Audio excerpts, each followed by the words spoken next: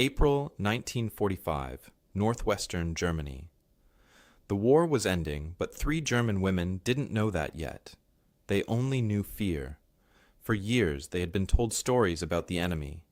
Terrible stories. Stories about soldiers who would show no mercy. Stories about black soldiers from faraway countries who were dangerous and wild. The Nazi propaganda machine had worked hard to make sure every German believed these lies. Now, in the final weeks of the war, these 3 women were about to learn the truth. They were about to meet the black Canadian soldiers face to face. What they would see would change them forever. Greta Schmidt was 24 years old. She came from Hamburg, a big city that had been bombed many times. Before the war, she had been a teacher. She loved her students and loved helping them learn. But then the war came, and women were needed. The government said every German must serve. So Greta became a Stabshelferin, which meant she worked in an office helping the Wehrmacht with paperwork and supplies. She worked at a supply depot near Osnabrück. She had 2 brothers fighting in the war. One was already missing. She worried about him every day. Greta believed most of what the propaganda said, but lately she had started to have doubts. She had seen German soldiers running away, scared and beaten. If Germany was winning, why were her people so afraid? Margaret Hoffmann was older, 32. Everyone called her Greta. She came from Berlin and had worked in a factory before the war. Greta was a true believer. She had been a leader in the BDM, the League of German Girls. She repeated everything the Nazi Party told her. She never questioned. Her husband had died at Stalingrad in 1943.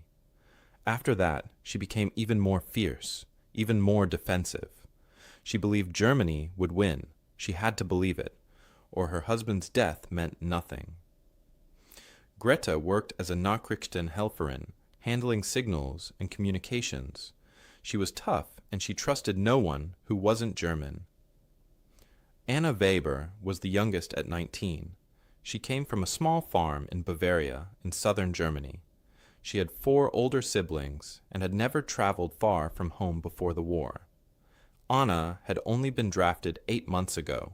She worked on anti-aircraft guns as a Flakhelferin, though the guns rarely fired anymore because Germany had so few planes left. Anna was terrified most of the time. She believed every word of the propaganda because she didn't know any better. The stories about colonial hordes scared her the most. She imagined monsters, not men. She prayed every night that she would never be captured by them. April 18th, 1945 started like any other day. The supply depot where all 3 women worked was quiet. Too quiet. Then they heard the rumble. Tanks. Trucks. Voices shouting in English. The Canadian 2nd Infantry Division was pushing through their area. German forces were collapsing everywhere. There was no time to run. A white flag went up. 47 Wehrmacht. Auxiliaries surrendered, including Greta, and Anna.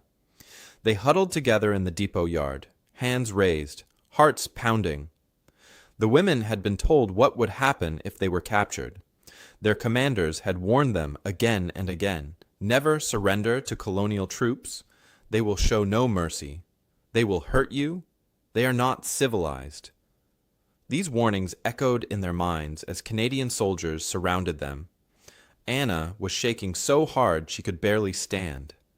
Greta's jaw was clenched tight, her face hard as stone. Greta looked around, trying to understand what came next. The Canadian soldiers were professional. They searched the women for weapons. They asked questions in broken German. "Are there more of you? Any wounded?" The women were too scared to answer much. They were loaded onto trucks. Where were they going? What would happen to them? Anna started to cry silently. Greta whispered harshly, "Stop that. Show no weakness." But even Greta's voice shook a little. That first night, they were kept in a makeshift holding area. It was a barn that had been converted into a temporary prison. The women slept on straw, pressed close together for warmth and comfort. They whispered in the dark. "What will they do to us?" Anna asked. "I don't know," Greta admitted, "but we must stay together." Greta said nothing, but she was thinking about all the propaganda she had heard, the stories about enemy brutality, the warnings about colored troops. She gripped Anna's hand tightly. "Remember what we were told," Greta finally whispered. "Stay together. Admit nothing. Trust no one." The next morning brought more confusion. They were given papers to fill out. Names, ranks, duties. They were examined by a medical officer who checked them for injuries and disease. They were given clean blankets. A soldier brought them hot soup. It was the first warm meal they had eaten in 3 days. Greta noticed this, but said nothing. Why were they being fed? Why were they being treated with basic care? It didn't match what they expected. Then came the announcement. They would be transported to Canada. Canada. A country so far away that most of them had never even imagined going there. They would cross the ocean. They would be prisoners of war in a foreign land. The women looked at each other with wide eyes. Greta's face went pale. Anna started crying again. Greta felt her stomach drop. They were leaving Germany, leaving everything they knew, going to the enemy's homeland, and none of them knew if they would ever see home again. April 19th arrived cold and gray. Greta, and Anna stood in a long line with other captured women. There were 47 of them total from their depot, but now they joined hundreds more. German women auxiliaries from all over the region. All of them prisoners now. All of them scared. A Canadian officer with a clipboard called out names. One by one, they stepped forward for processing. The medical exam came first. A doctor checked their eyes, their throats, their skin. He was looking for disease, for lice, for injuries. The exam was quick but thorough. Then came the delousing powder. White powder sprayed over their hair and clothes. It smelled sharp and chemical, but it killed the bugs that had plagued them for weeks. They were given clean blankets, real blankets, thick and warm. Not the thin, scratchy ones they had in the Wehrmacht. Anna wrapped hers around her shoulders immediately. It felt like the first kindness she had received in months. Then came the soup, hot soup in metal bowls, potato soup with actual chunks of potato and even small bits of meat. The women stared at their bowls. Greta lifted a spoonful to her lips. It was warm. It was good. She had not eaten warm food in 3 days. Her stomach growled with hunger, but her mind buzzed with questions. Why were they feeding prisoners so well? Greta ate slowly, suspiciously. She kept thinking, this must be a trick, some kind of propaganda stunt. But the soup was real. The warmth in her belly was real. Papers were stamped. Transport to Canada was confirmed. Late April, they were moved to Bremen and loaded onto a ship. It was a Liberty ship, one of the cargo vessels the Americans built by the thousands. The women were taken down into a converted cargo hold. 230 German female prisoners of war packed into the space. It smelled of metal and oil and too many bodies. Bunks were stacked 3 high along the walls. Each woman got a thin mattress and a blanket. The space was cramped, but it was dry. It was secure. The Atlantic crossing took 12 days. 12 days on the gray, rolling ocean. Many women got seasick. The hold swayed and tilted with every wave. Anna spent the first 3 days vomiting into a bucket. Greta helped hold her hair back. Even Greta, tough Greta, looked green around the edges. But the ship kept moving, west, always west, away from Germany, away from the war, toward the unknown. They were fed twice a day. Breakfast was porridge and bread. Dinner was stew or soup with bread, and sometimes a piece of fruit. The portions were not huge, but they were steady, reliable. Anna noticed something strange. She was eating more on this enemy ship than she had eaten while serving in the Wehrmacht. How could that be? Germany was supposed to be strong, supposed to be powerful. Why had her own country fed her less than the enemy did? She whispered this to Greta one night. Greta had been thinking the same thing. She had no answer. The women talked in the hold at night, whispered conversations in the dark. Some still defended Germany, insisted this was all temporary. Others were quieter, more thoughtful. An older woman from Frankfurt said, "I worked in a supply office. I saw the numbers. We were starving our own people while the officers ate well." Another woman from Dresden described the bombing, the fire, the death. "We brought this on ourselves," she said softly. Greta heard these words and felt anger rise in her chest, but she said nothing. Deep down, a tiny seed of doubt had been planted. Early May, the ship reached Halifax. The women were brought up on deck for the first time in nearly 2 weeks. The sunlight hurt their eyes. The fresh air filled their lungs. And there, in front of them, was Canada. The harbor was busy with ships and sailors. The city spread out beyond the docks. Buildings stood tall and whole, no bomb craters, no rubble, no destruction. Anna stared with her mouth open. Where were the bombed buildings? Where was the war damage? Greta frowned deeply. This was supposed to be the enemy. This was supposed to be a country at war. But it looked peaceful. It looked untouched. They were loaded onto trains, long trains with passenger cars, not cattle cars, actual seats. The train pulled away from Halifax and headed west, through Nova Scotia, through New Brunswick, into Quebec. The women pressed their faces to the windows. Outside, they saw forests, endless forests, green and thick and untouched by war. They saw farmland, fields of crops growing strong. They saw small towns with clean houses and church steeples. They saw people on the streets going about their lives, normal lives. At one small station, the train stopped to take on water. Canadian civilians gathered on the platform. They stared at the train full of German prisoners. Some looked curious, some looked serious, but none looked hateful. A few even waved.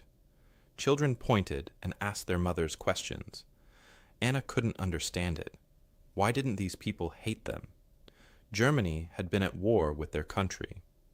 German U-boats had sunk Canadian ships. German bombs had killed Allied soldiers. Yet here were Canadian civilians, just watching. Some even seemed sympathetic. Margaret sat rigid in her seat, refusing to look out the window. But she couldn't help hearing the whispered conversations around her. Where are the destroyed cities? Why is there so much food growing? How can they afford to feed us if their country is suffering? The questions piled up, the evidence piled up. Everything they had been told about the enemy's weakness, about their collapse, about their suffering, none of it was true. Canada looked strong. Canada looked rich. Canada looked like it had barely been touched by war. Greta watched the landscape roll by. She was a teacher. She had been trained to observe, to analyze. What she was seeing didn't match what she had been taught. Not at all. The propaganda had said the Allied nations were falling apart, starving, desperate. But this country looked healthy, abundant, powerful. For the first time, Greta allowed herself to think a dangerous thought. What if we were lied to? What if everything we believed was wrong? The train rolled on through the night. Destination, Ontario. A prisoner of war camp somewhere in the southern part of the province. 2 days of travel. 2 days of watching a country that wasn't supposed to exist the way it did. The cognitive dissonance grew with every mile. But none of the women spoke it aloud yet. Not yet. They were still too scared, still too confused, still too loyal to question everything at once. But the cracks had begun. The questions were forming. and soon, very soon, those cracks would split wide open.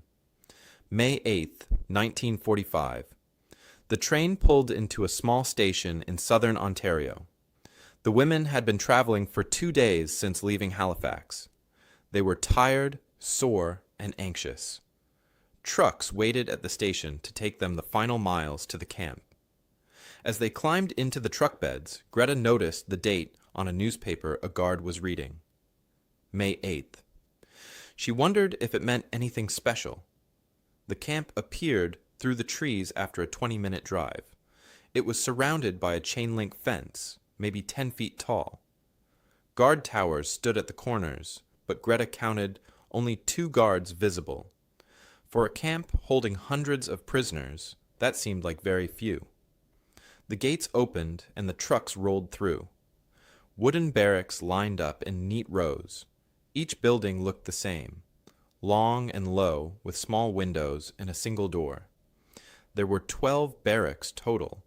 Behind them stood larger buildings, a mess hall, an infirmary with a red cross painted on the roof, a recreation building. Everything was organized, clean, military. The women climbed down from the trucks. Their legs were stiff from sitting.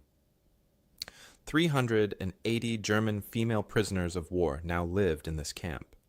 The new arrivals would fill the remaining bunks. A Canadian officer stood waiting in the main yard. He was tall and clean-shaven, wearing a crisp uniform. Major Thompson, someone said his name was. He looked official, but not cruel. He waited while all the women assembled. Then something happened that made time stop. 6 guards marched into the yard for duty rotation. They moved in formation, boots hitting the ground in perfect rhythm. Their uniforms were identical, clean and pressed. Their rifles were carried with precision, and among them, standing in the line, were 2 black Canadian soldiers. 2 black men in military uniform, professional, disciplined, armed. Anna saw them and gasped out loud. The sound escaped before she could stop it. She took a step backward, bumping into the woman behind her. Her heart hammered in her chest. This was it. This was what she had been warned about. Colonial troops, black soldiers. The propaganda posters flashed through her mind. The ugly drawings, the terrible words. Savage, dangerous, uncontrolled. But these men in front of her stood perfectly still. They stood at attention like every other soldier. Their faces were calm. Their bearing was military. Anna's brain couldn't match what she saw with what she had been told. Greta's face turned hard as stone. She grabbed Anna's arm and pulled the younger woman close, protective, defensive. Her eyes locked on the black soldiers for just a second, then looked away. She wouldn't give them the satisfaction of her attention. Colonial troops, just as they had been warned. But even as she refused to look, she noticed things. Their uniforms were identical to the white soldiers. Same quality, same rank insignia, same equipment. One of them, she noticed despite herself, had corporal stripes. They gave rank to these men. They trusted them with authority. Greta stood frozen. Her teacher's mind was working fast, observing, analyzing. The propaganda had shown black soldiers as wild and chaotic, undisciplined, a threat to order and civilization. But the man standing third in line was a corporal. Corporal Johnson, she would learn later. He stood with his shoulders back and his rifle held correctly.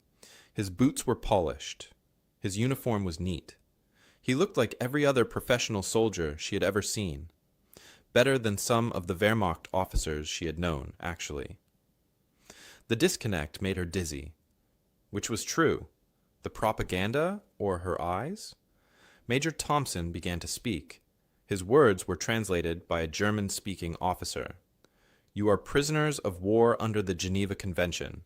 You will be treated according to international law. Work assignments are available on a voluntary basis. Educational opportunities will be offered. You may send and receive mail with censorship. Medical care is available at the infirmary. You will receive adequate food and shelter. Then he gave numbers. Each woman would receive 2,800 calories per day. Anna did quick math in her head.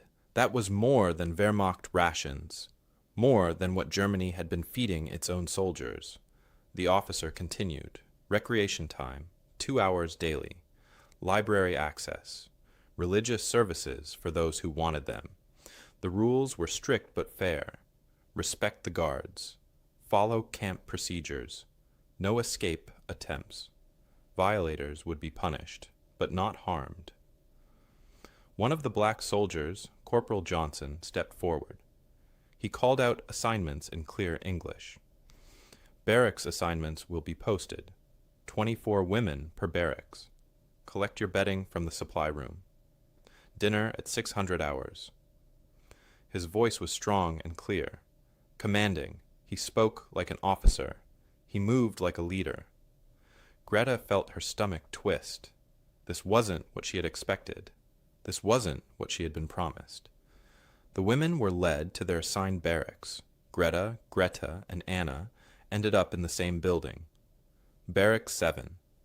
Inside, wooden bunks lined both walls. Each bunk had a thin mattress, a pillow, a blanket, and a small shelf. A wood stove sat in the center for heat. The building was simple, but solid, dry, warmer than some places they had slept during their Wehrmacht service. Windows let in light. The floor was swept clean. That first night, after a dinner of beef stew and bread, the women gathered in the barracks. Some were unpacking their few belongings. Others sat on their bunks, staring at nothing. Anna was crying softly. They looked so normal, she whispered to Greta. So professional. How can this be? We were told they were animals, monsters, but they're just soldiers, just men. Her voice broke. What else did they lie about? Greta sat on her bunk with her arms crossed. It's a trick, she said, but her voice lacked conviction. They want us docile, cooperative. Don't forget who we are. Don't forget who they are. But inside, her certainty was cracking. She had seen the corporal's face. Young, serious, professional. He had looked her in the eye when checking the roll call, and there was no cruelty there, no threat, just duty. Greta lay on her bunk and stared at the ceiling. Her mind was racing. A teacher's job is to educate, to share truth. But what if everything she had taught was a lie? What if she had spread poison without knowing it? The black soldiers she saw today carried themselves with dignity, with pride, with discipline that would shame half the Wehrmacht officers she had known. If the propaganda lied about them, what else was a lie? An older woman in the next bunk spoke quietly. She had been in the camp for 3 weeks already. The black soldiers are the kindest guards here, she said. Corporal Johnson helped my friend when she twisted her ankle. Private Clark shares his newspaper with us and helps translate. They treat us like human beings. Her words hung in the air. No one knew what to say. How could the enemy be kind? How could the people they feared most be the ones who showed the most humanity? Outside, the sun set over the Canadian forest. Inside Barrack 7, 24 German women tried to sleep. But sleep was hard. Their world had been turned upside down in a single day. Everything they believed was being challenged, and this was only the beginning. The first week in camp settled into a routine. Each morning at 7 o'clock, a whistle blew for roll call. The women lined up outside their barracks while guards counted them. The morning air was cool and fresh. Birds sang in the trees beyond the fence. After roll call came breakfast in the mess hall. Oatmeal, bread, sometimes eggs. Real eggs, not the powdered kind. Anna couldn't believe it. More food than at home. More food than serving in the Wehrmacht. She kept thinking about her mother back in Bavaria, probably eating thin soup and old bread. Yet here she was, a prisoner, eating better than a free German. Work assignments were posted on the second day, all voluntary, just as Major Thompson had promised. Greta signed up for kitchen duty. She needed to stay busy, needed to keep her hands and mind occupied. Anna chose farm work. She knew farming from her childhood, and it felt like something solid to hold on to. Greta took laundry detail. She wanted work that kept her away from the guards as much as possible. She still didn't trust any of this. Greta reported to the camp kitchen on her third day. It was a large building with industrial stoves, huge pots, and long metal tables for food preparation. A Canadian civilian supervisor ran the kitchen, an older woman named Mrs. Peterson who spoke some German. There were always 2 guards on duty to watch the prisoner workers. On Greta's first morning, one of those guards was Private Samuel Clark, a black Canadian soldier from Nova Scotia. He stood near the door, rifle slung over his shoulder, watching calmly. Greta tried not to look at him. She focused on her work, peeling potatoes, chopping vegetables, stirring the enormous soup pots. But on day 3, she struggled with one of those pots. It was full of soup for the evening meal, heavy and awkward. She tried to lift it to move it to the serving area.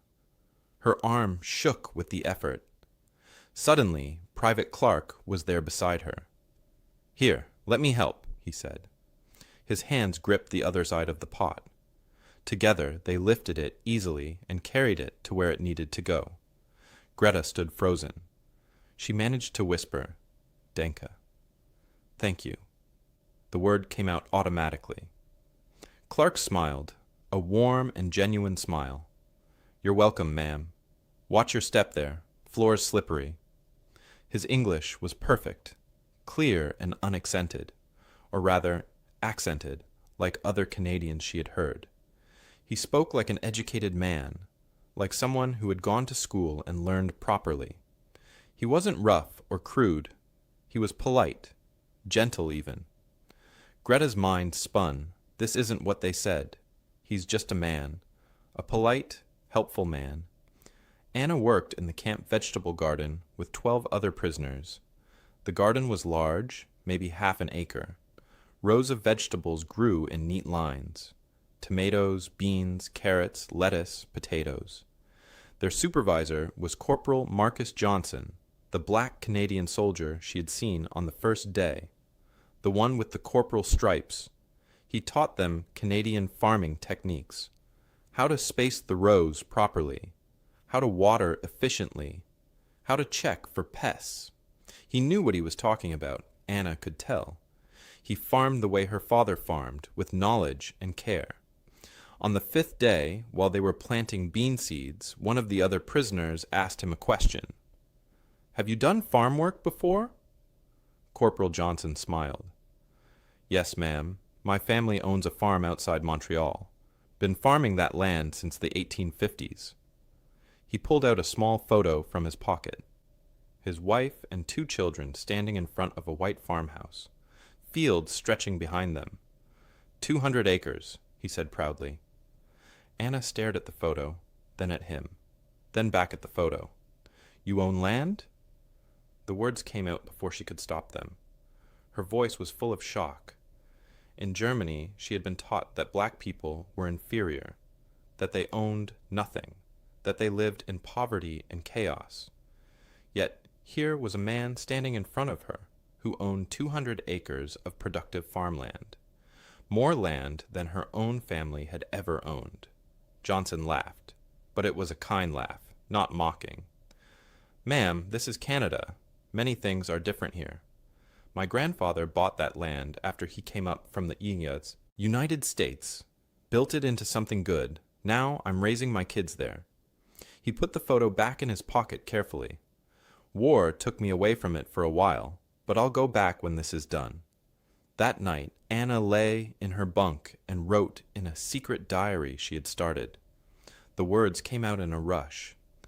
Everything we were told was lies. Everything. These men own property. They have families. They're educated and kind. They treat us better than our own officers treated us. How could we have been so wrong? How could I have believed such terrible things about people I had never met? Greta worked in the camp laundry facility. It was hot and steamy work, but she preferred it. Only one guard usually stationed there, and she could avoid interaction. She washed uniforms, sheets, towels. The work was hard but simple. From her position, she could see across the yard to the guard mess hall. On day 7, she watched through the window. Black soldiers and white soldiers sat together eating lunch, talking, laughing, sharing food. They ate from the same kitchen, sat at the same tables, treated each other like equals, like comrades. Greta frowned deeply. This wasn't supposed to happen. The propaganda had said the Allies forced black soldiers into separate units, treated them as lesser, but here they were, integrated, equal. Day 10 brought an emergency. An older prisoner collapsed from the heat while carrying a basket of wet laundry. She hit the ground hard. Greta heard the thump and turned. The guard on duty that day was Private James Washington, a black soldier from Toronto. He moved instantly, dropped to his knees beside the fallen woman, checked her pulse, loosened her collar, called for a medic on his radio. His voice was calm and commanding. He stayed with the woman, keeping her comfortable until the medic arrived. Greta watched all of this from 10 feet away. She saw the care in his movements, the concern on his face, the professional way he handled the situation. Better than many Wehrmacht medics she had seen. But she turned away, went back to her work, refused to acknowledge what it meant. Week 3 brought mail privileges. Letters could be sent home, though they would be censored. Anna wrote to her mother. Her handwriting was shaky. The camp is not what we expected. We have enough food. The guards treat us fairly. The black soldiers everyone warned us about, they are not monsters. They're just people. Good people. I don't understand anything anymore. What else were we lied to about? Greta wrote to her sister in Hamburg. The propaganda lied to us about so much. The enemy's strength, the enemy's character. I saw a black soldier today show more compassion to a sick woman than our own officers ever showed their men. He has a family, a home, dreams of going back to his life after the war. He's not what we were told. None of this is what we were told. How do I make sense of this? Greta wrote to her brother-in-law's widow. Her letter was defiant. Conditions are acceptable. I remain loyal to our cause. These people are clever with their humane treatment.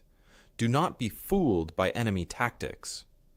But as she wrote the words, her hand shook. The pen trembled on the paper. She had to stop twice to steady herself. Because even as she wrote about loyalty, she couldn't forget what she had seen. The soldier helping the collapsed woman, the integrated mess hall, the professional discipline, the kindness that seemed genuine, not calculated. The evidence kept piling up. The camp library had books in German. The infirmary treated prisoner patients the same as guard patients. Recreation time included weekly films, both Canadian and American productions. The women saw movies showing cities, factories, farms, abundance. Everything contradicted what they had been told about the collapsing Allied nations. Then came the news. May 8th, 1945. The same day they had arrived at camp, though they didn't know it then, Germany had surrendered. The war in Europe was over. The news spread through the barracks like wildfire. Some women cried, some sat in stunned silence. Anna felt only numbness. Germany lost. Everything they had fought for was gone. All the death, all the suffering, all the sacrifice, for nothing. Greta sat on her bunk that night and faced the truth. Germany had been beaten, completely, thoroughly, and the people who beat them, the people they had been taught to fear and hate, were now feeding them, housing them, treating them with basic dignity. The black soldiers, who were supposed to be savage, were showing more humanity than her own government ever had. The weight of it all pressed down on her chest. She had been wrong. They had all been wrong. The question was, what did they do with that knowledge now? May 28th, 1945. 3 weeks had passed since the women arrived at camp. Memorial Day weekend was coming. Memorial Day was an American and Canadian holiday to remember fallen soldiers. The camp commandant announced that the guards would hold a small ceremony. Any prisoners who wanted to attend were welcome. It was optional. No one had to go. But the invitation was there. Greta decided to attend. She was curious. She wanted to understand these people who had captured her, yet treated her with unexpected decency. Anna said she would go too. She was still processing everything she had learned from Corporal Johnson in the garden, still trying to match the man she knew with the monster she had been taught to fear. But Greta refused. "I will not honor the enemy," she said flatly. "You two can do what you want, but I'm staying here." Her voice was hard, but something flickered behind her eyes. Doubt, maybe, or fear. The ceremony was held in the main camp yard at 3 o'clock.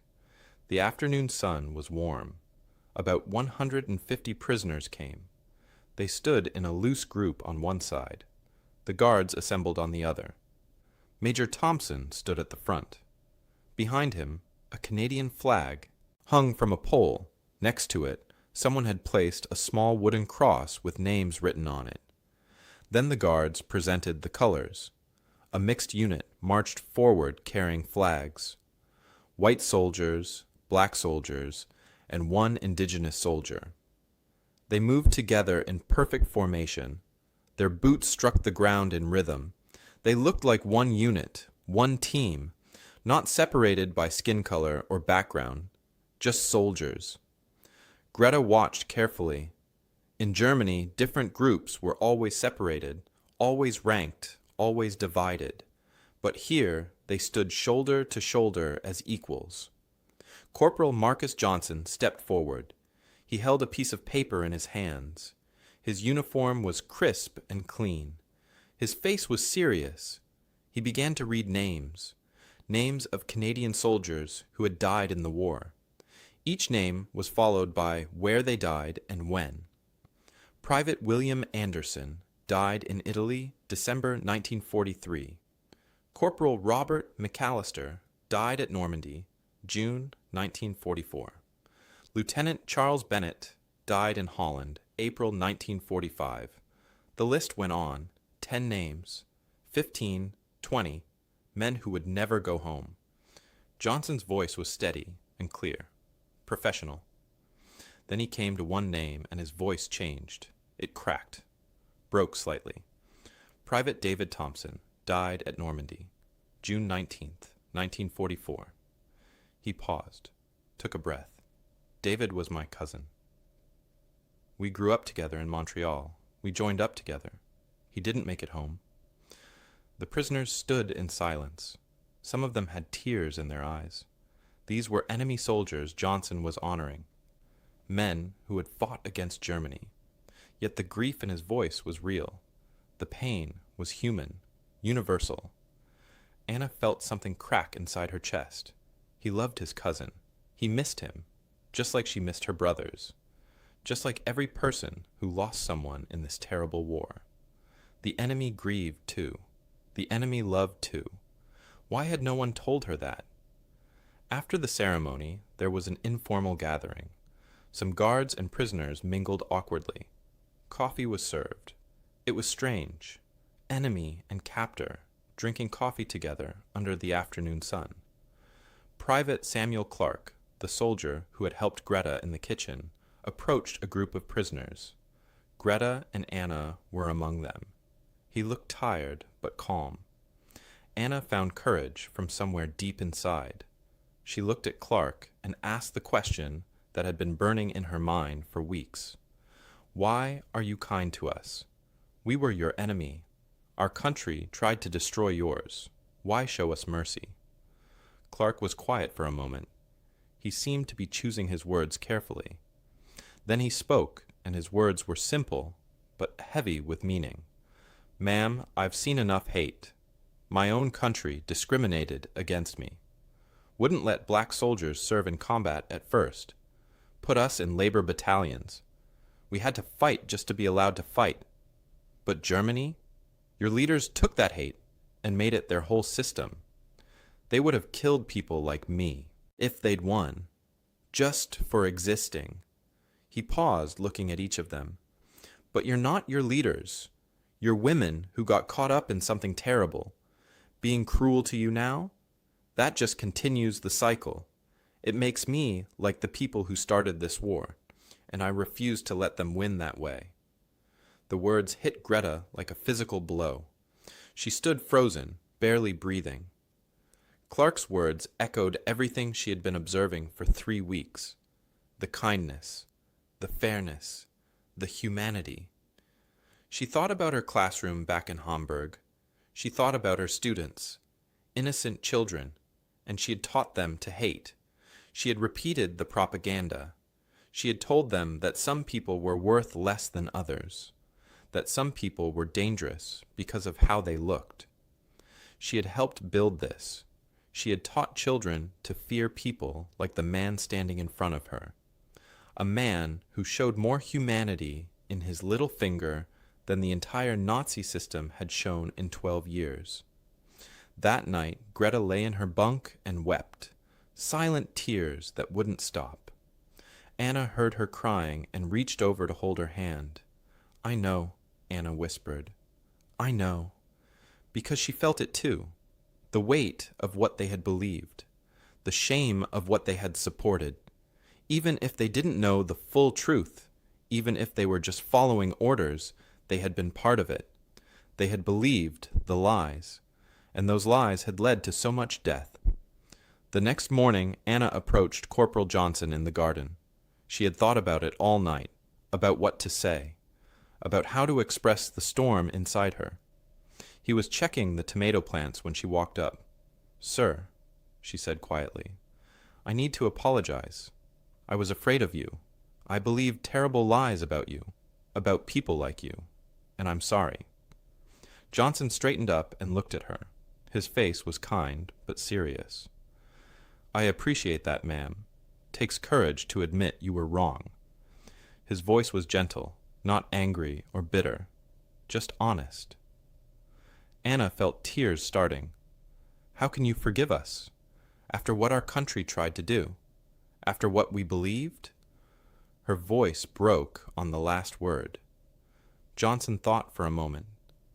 "Because holding on to hate would make me like the people who started this war, and I refuse to let them win that way. You can't change what you believed yesterday, but you can choose who you become tomorrow. That's the only thing that matters now." His words settled into Anna's heart like stones dropping into water. Ripples spreading out. She could choose. She could become something different, something better. The past was done, but the future wasn't written yet. From across the yard, Greta watched this exchange. She stood near the laundry building, half hidden in shadow. She saw Anna talking to the corporal, saw the emotion on Anna's face, saw the gentle response from the soldier. Greta's hands clenched into fists. How could Anna betray everything they believed? How could she accept the enemy's words so easily? But even as Greta thought these things, she felt the ground shifting under her feet. She had been watching for weeks now, seeing the same things Greta and Anna saw. The kindness, the professionalism, the humanity. She had tried to explain it away, tried to call it a trick or propaganda, but the evidence kept piling up. Her certainty, her fierce loyalty was cracking, and she was terrified of what would happen when it finally broke. That night in the barracks, Greta confronted Greta. "How can you believe them? After everything? After all we fought for?" Her voice was loud, angry. Other women stopped what they were doing to listen. Greta sat up on her bunk. Her eyes were red from crying the night before, but her voice was steady. "How can I not believe what I've seen with my own eyes? When have they lied to us here? When have they harmed us? They feed us, shelter us, treat us like humans.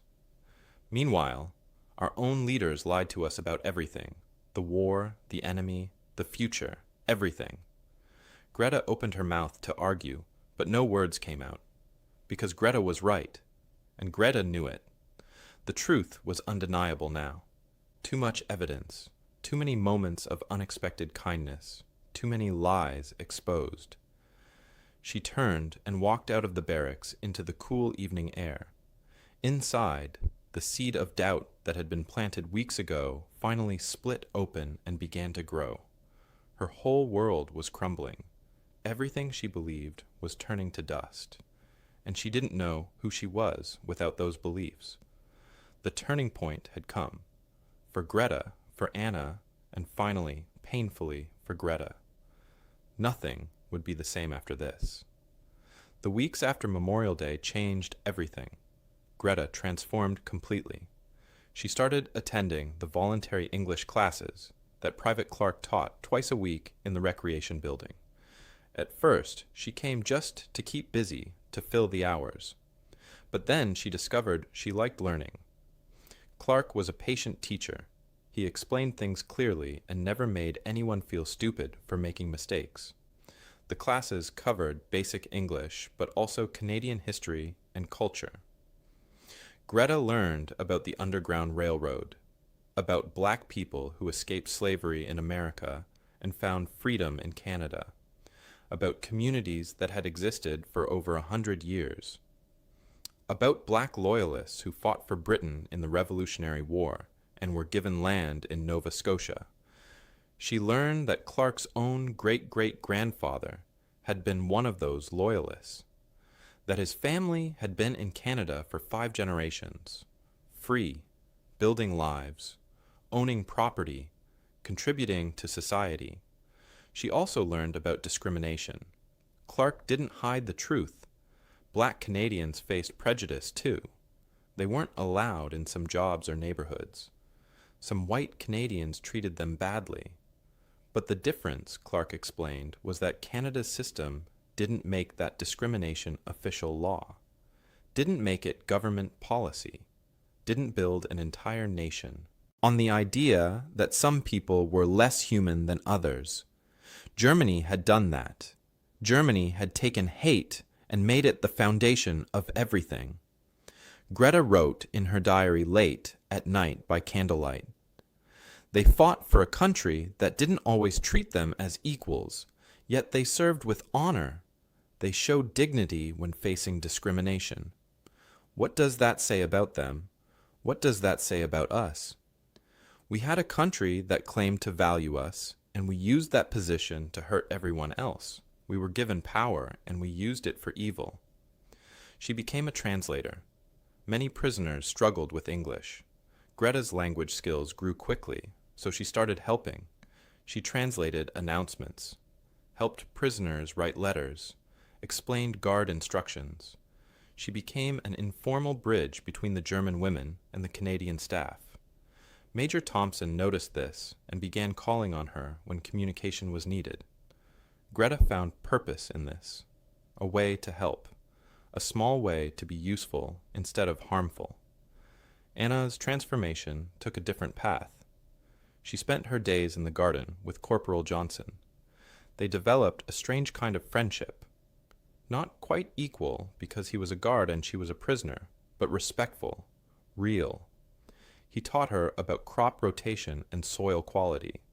She taught him German farming songs her father had sung, simple songs about planting seasons and harvest time. Sometimes Johnson hummed them while they worked. Then July came, and with it a letter from home. Anna's hands shook as she opened it. The envelope was thin and dirty, forwarded through multiple military postal stations. Inside, her mother's handwriting looked shaky and old. The letter was short. Bavaria had been bombed heavily in the final months. Their farm had been damaged. The barn was gone. Half the fields were unusable. Anna's father had died in February from pneumonia, and they hadn't been able to tell her. Her oldest brother was missing, probably dead. The family was surviving on what little they could grow, and charity from neighbors who had even less. Anna made it through the rest of her work shift, but barely. When the dinner bell rang and the prisoners headed to the mess hall, she couldn't move. She sat down between the tomato rows and started crying. Deep, wrenching sobs that shook her whole body. Her father was dead, her family was suffering, and here she was, safe and fed in an enemy camp. Johnson saw her. He dismissed the other workers and came back. He sat down on the ground next to her, not too close, but near enough. "What happened?" he asked quietly. Anna couldn't speak, just handed him the letter. He read it slowly, his face growing sad. When he finished, he folded it carefully and gave it back. "I'm sorry," he said simply. "I'm so sorry.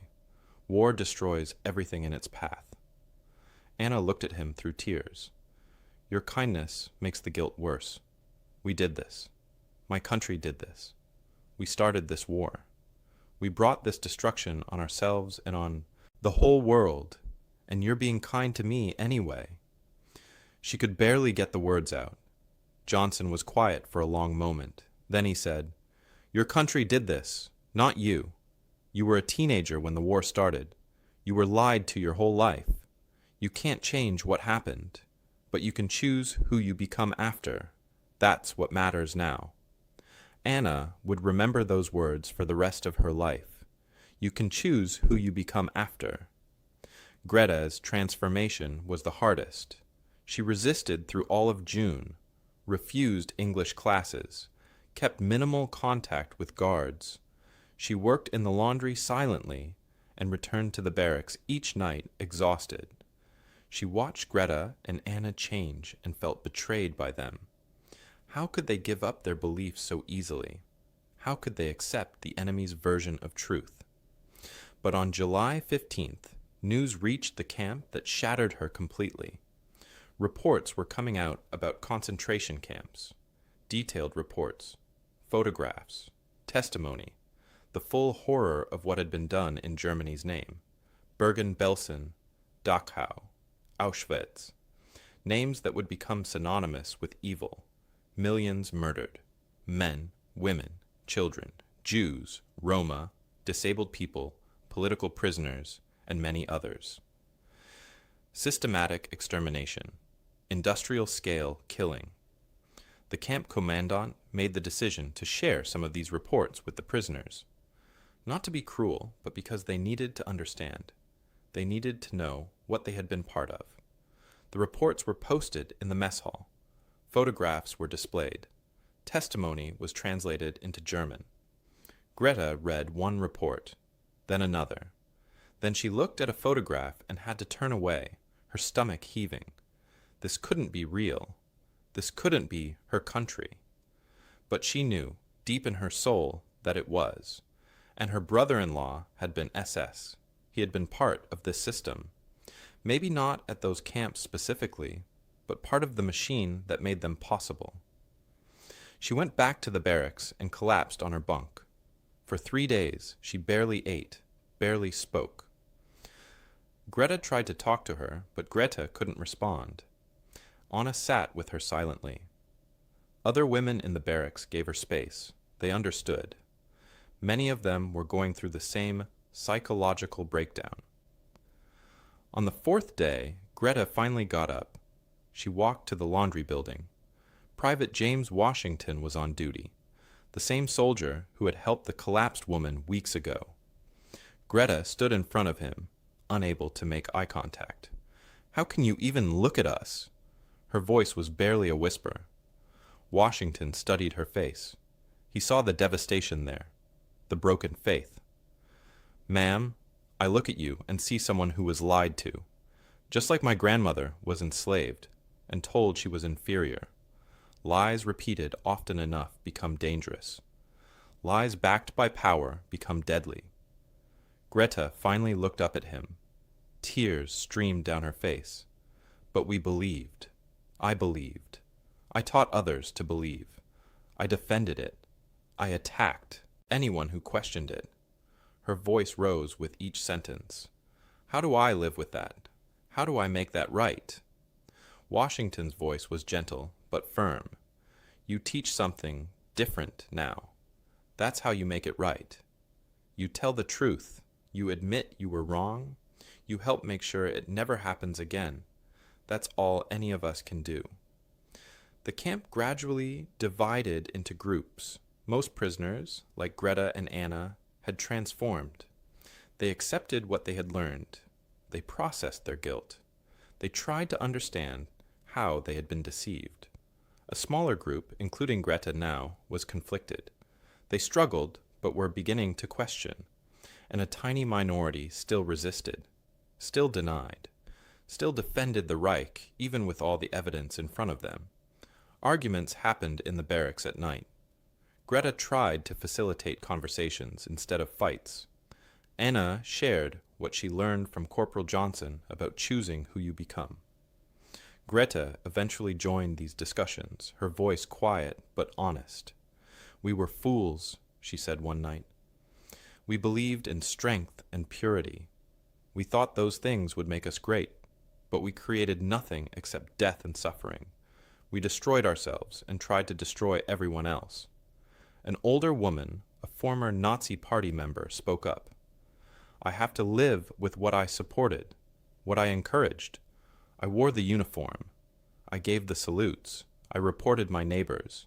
How does someone come back from that?" No one had an answer. Some things couldn't be fixed. Some guilt had to be carried forever.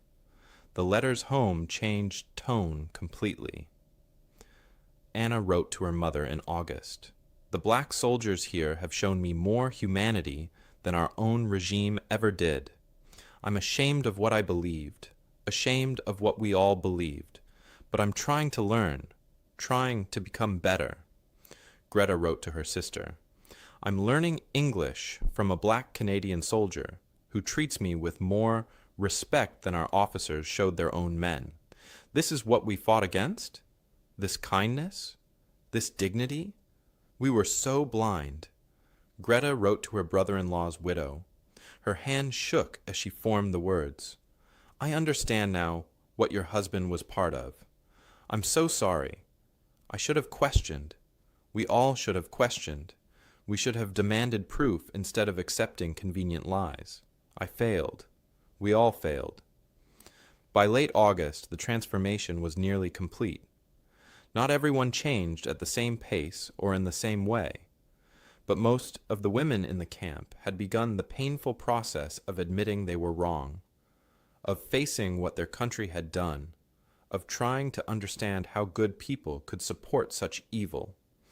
The black Canadian soldiers who guarded them had shown them an alternative, had demonstrated that strength could be paired with mercy, that discipline didn't require cruelty, that you could stand firm in your values without needing to destroy everyone who was different. The question now was what came next. The war was over. Eventually, they would go home, and when they did, what would they carry with them? How would they use what they had learned? Could they help rebuild Germany into something better, or would they return to a country that refused to learn these lessons? Time would tell. But for now, in a prisoner of war camp in Canada, transformation was happening, one person at a time. The months dragged on. August became September. September became October.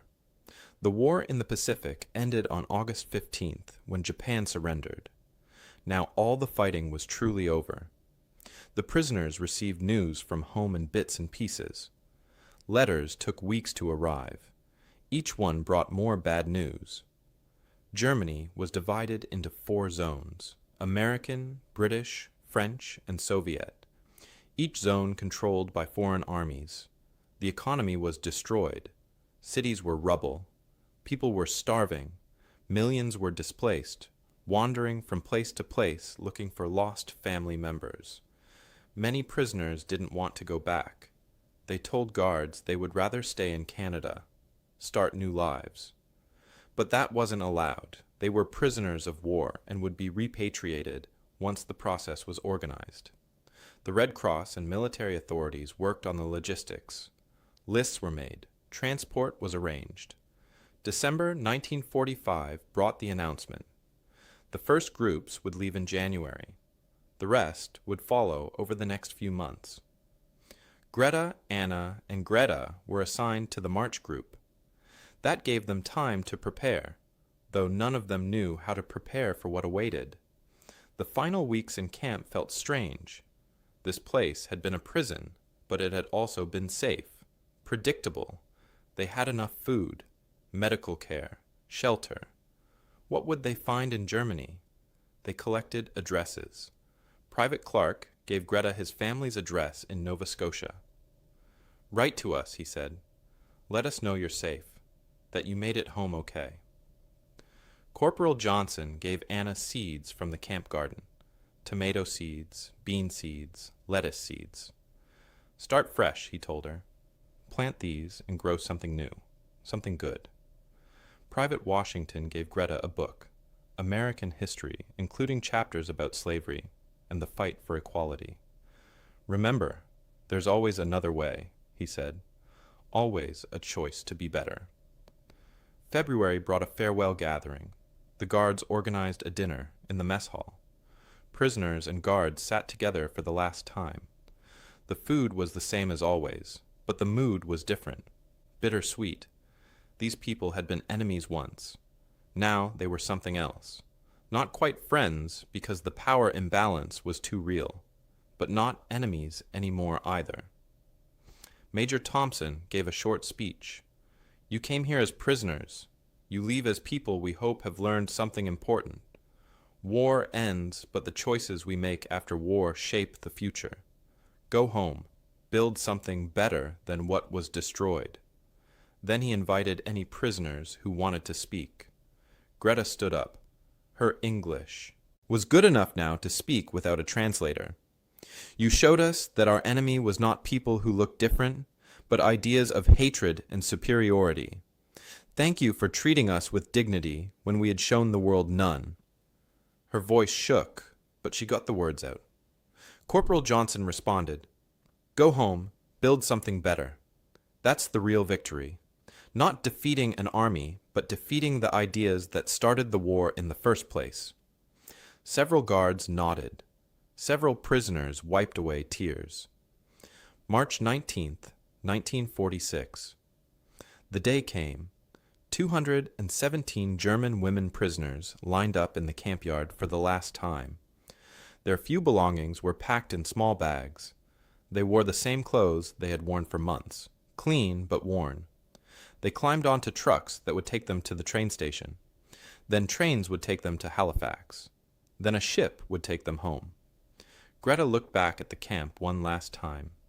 Barracks 7, the garden where Anna had worked, the kitchen where she had learned English, the recreation building where everything had changed.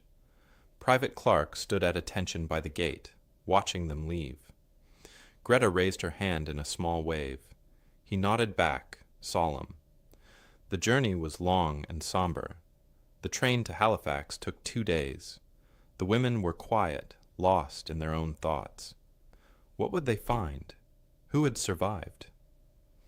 Anna thought about her mother on the damaged farm. Greta worried about her sister in the rubble of Hamburg. Greta wondered if her brother-in-law's widow was even alive in destroyed Berlin. The ship crossing took 12 days again, the same gray Atlantic waters, but this time the mood was completely different. On the way to Canada, they had been scared, but still had some hope, some belief that things would work out. Now they knew the truth. Germany was destroyed. They were returning to a wasteland, to a country that had lost everything in a war it started, to a people who would have to face what they had supported. Anna stood on deck one evening, watching the sun set over the ocean. "I'm terrified," she said to Greta, who stood beside her. "How do we explain what we learned? Who will listen?" Greta, standing nearby, answered, "Slowly, carefully, one person at a time." Her voice was different now, softer, less certain, but more honest. Greta looked at the darkening water. "We tell the truth. What else can we do?" They arrived at Bremen in late March. The ship pulled into the harbor, and the women got their first look at Germany after almost a year away. Bremen was devastated. 60% of the city was destroyed. Buildings were piles of rubble. Entire neighborhoods were gone. People picked through the ruins looking for anything useful. Children in dirty clothes begged near the docks. Old women pulled carts loaded with salvaged wood and metal. This was home. This was what was left. The American occupation zone controlled this area. The women were processed at a temporary center. Documentation, interrogation, clearance to travel to their home regions, and the guards processing them were American soldiers, including Black American soldiers. The same scene that had terrified the women a year ago in Canada. But this time, their response was completely different. Anna approached a Black American sergeant who was checking papers. In broken English, she said, "Thank you for being kind." The sergeant looked up, surprised. "You speak English?" Anna nodded.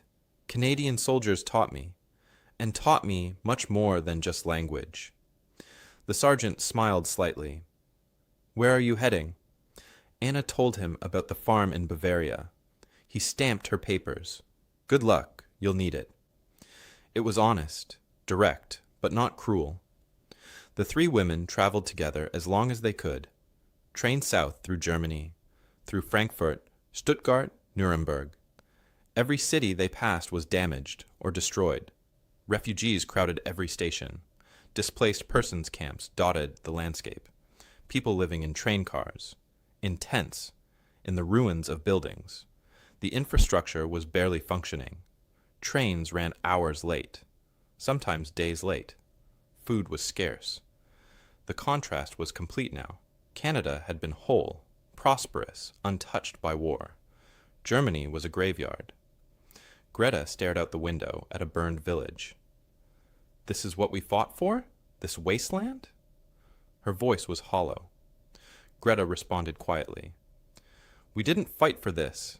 This is what happens when hate rules, when power matters more than people, when winning becomes more important than being right." In Munich, they separated. Anna would continue to Bavaria. Greta would go northwest to Hamburg. Greta would go northeast to Berlin. They stood on the platform and looked at each other. Three women who had been strangers a year ago, who had shared the same lies, the same fears, the same transformation. "Write to me," Greta said. "Both of you. Promise." They promised. Then Anna boarded her train. Then Greta boarded hers. Finally, Greta boarded hers, each heading toward an uncertain future in a broken country. Anna found the farm still partially standing. The house had damage, but was livable. Her mother had aged 10 years in one. 2 siblings had survived. They cried when they saw each other. But there was also distance. Anna had changed. She had seen things, learned things. Her family didn't understand where she had been, or what had happened to her there. Greta found only rubble where her apartment had been. Her sister was living in a refugee center, sleeping on a cot with 300 other people. They held each other and wept, for what was lost, for what could never be recovered. Greta arrived in Berlin to find 70% of the city destroyed.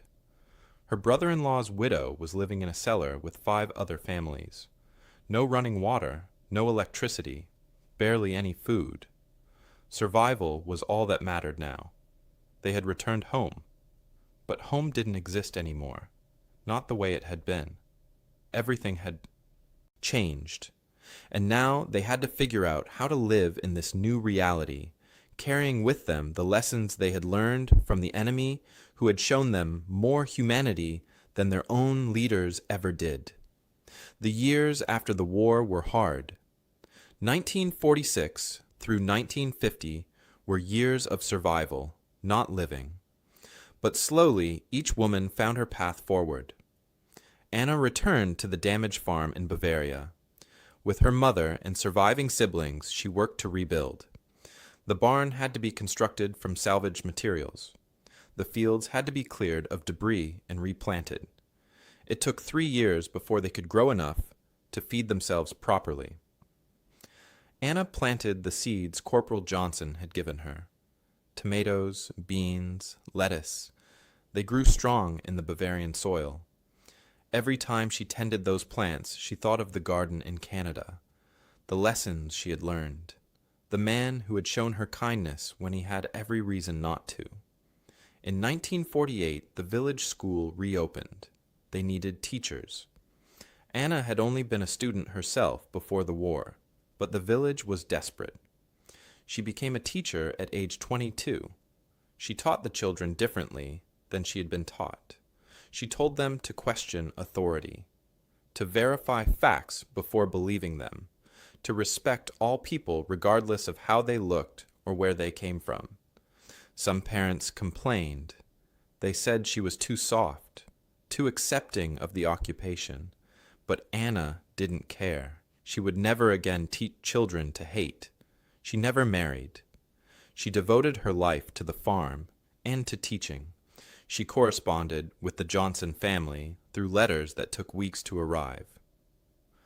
Corporal Johnson had returned to his farm in Montreal. He sent her farming tips. She sent him updates on how his seeds grew in German soil. The letters continued through the 1950s and into the 60s, a small connection across an ocean, proof that enemies could become something else. Greta's path was different. Hamburg was 70% destroyed. Her apartment was gone. Her sister lived in a refugee center for 2 years before finding a small room to rent. Greta used her English skills to find work. The British occupation forces needed translators. She worked for them, helping with communication between British soldiers and German civilians. The work was hard emotionally. Many Germans saw her as a traitor, a collaborator. But Greta didn't care what they thought anymore. She witnessed the denazification trials. The process of identifying Nazi Party members and deciding their punishment. She provided testimony about how propaganda had worked in schools, how teachers had been pressured to teach hate, how children had been shaped into weapons of ideology. Her testimony helped prosecutors understand the system, how it had corrupted an entire generation. In 1950, Greta met a British officer named William. He was kind and thoughtful. They talked for hours about the war, about guilt, about building something better. They married that year. Greta moved to England, to a small town outside London. She became an advocate for German-British reconciliation. She gave talks about her experiences, about how propaganda worked, about the importance of questioning authority. She exchanged Christmas cards with Private Clark's family every year until she died in 1984 at age 63. Each card included a note thanking them for what they had taught her. Greta's transformation was the most difficult. She was 36 when she returned to Berlin. She had been a true believer, a party loyalist, and now she had to live with what that meant. She worked in rubble clearing for 2 years, physical labor that exhausted her body but couldn't quiet her mind. Then she worked in reconstruction, helping rebuild the destroyed city. The work was hard and the pay was minimal, but she kept at it. Die-hard Nazis called her a traitor. They spit at her on the street. They left threatening notes at her door. Greta had dared to say publicly that Germany was wrong, that the Reich had committed terrible crimes, that they had all been deceived. Some people couldn't forgive that honesty, but Greta kept speaking the truth anyway. In 1951, she testified at a denazification tribunal, not about someone else, about herself. She admitted her role, her beliefs, her actions. She didn't make excuses or blame others. She simply told the truth. The tribunal gave her a light sentence because she had cooperated fully and shown genuine transformation. But Greta didn't feel like she deserved forgiveness. She became a social worker in the 1950s, helping other former Nazi women process their guilt. Women who were struggling like she had struggled, who couldn't reconcile what they had believed with what they now knew. Greta helped them face the truth. It was her way of making amends. She never remarried. She considered her solitary life her penance. In 1975, she wrote a memoir called From Propaganda to Truth. It had limited circulation, published by a small press that specialized in educational materials. The book was honest and painful. She didn't spare herself. She described exactly what she'd believed and why, how the propaganda had worked on her, how she had resisted the truth even when it was right in front of her, and finally, how Black Canadian soldiers had shown her a different way. The book was used in some German schools as a cautionary tale. 1967 brought something unexpected. The Canadian government sponsored a reconciliation program. Former prisoners of war were invited back to Canada to reunite with the soldiers who had guarded them. Anna and Greta both received invitations. They accepted. Greta had died the previous year from cancer, so she couldn't join them. They flew to Canada in June. It was Anna's first time on an airplane. They met at the camp location, which had been closed for years. The buildings still stood, but were empty and quiet. Corporal Johnson was there, now 52 years old and retired from farming. Private Clark was there, now a high school principal in Nova Scotia. Other guards and former prisoners came too. About 40 people total. The reunion was emotional. Anna saw Corporal Johnson and started crying before she even reached him. They hugged like old friends. "You kept your promise," he said. "You built something better." Anna nodded, unable to speak. Greta and Private Clark shook hands formally, then embraced. "My students won't believe this story," Clark said. Greta responded, "They must believe it. They must know that change is possible." They spent 3 days together, sharing meals, telling stories, showing photographs of their families, their lives, their work. The guards had built good lives. The prisoners had rebuilt from nothing. All of them had been shaped by those months in 1945, when enemies became something more complicated. 1985 brought a final meeting. Greta was 64. Anna was 59. They met in Hamburg at Greta's invitation. They visited a memorial to concentration camp victims, placed flowers at the base, stood in silence for a long time. Two old women who had once believed terrible lies, who had been part of something evil, even if their part was small, who had learned the hard way that hate destroys everything it touches. "We were so wrong," Anna said quietly, "so dangerously wrong." Greta nodded. "But we learned. We changed. That's what those soldiers gave us, a chance to change, a chance to become better than what we were." They walked through the city together. Hamburg had been rebuilt. Modern buildings stood where rubble had been. Young people hurried past, talking and laughing. A new generation that didn't remember the war. Greta and Anna wondered if these young people understood, if they knew how fragile civilization was, how easily good people could support evil if they weren't careful. The legacy of those three women lived on in different ways. Anna's students in Bavaria learned about the enemy who became a friend. They learned to question propaganda and respect all people. Some of those students became teachers themselves, spreading the lesson further. Greta's work in England influenced peace education programs. Her testimony about propaganda was studied by researchers trying to understand how entire nations could be deceived. Greta's memoir was read by German youth groups studying moral responsibility. Her honest account of believing lies and learning truth helped young people understand how it happened. All three women had learned the same lesson. taught to them by men they had been trained to fear. The lesson was simple but profound. Propaganda works by dehumanizing people. It makes you forget that everyone is human. The first step to resisting propaganda is remembering everyone's humanity, seeing the person, not the stereotype, asking questions instead of accepting convenient lies. They learned that the enemy had shown them more mercy than their own leaders. That taught them everything they needed to know about which side had been right. They learned that you honor victims not by hating yourself forever, but by building a better world, by teaching truth instead of lies, by choosing compassion over hate.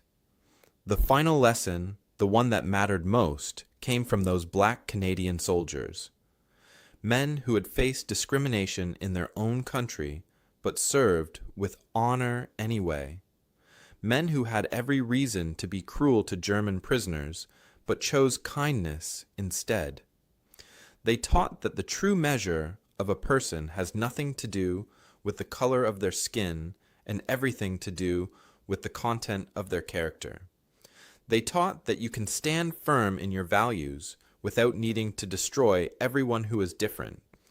They taught that strength and mercy can exist together. This story represents the experiences of German women prisoners of war who encountered Black Allied soldiers during World War II. While specific encounters are dramatized, they are based on documented accounts of German prisoners in Canada and their testimonies about confronting propaganda versus reality.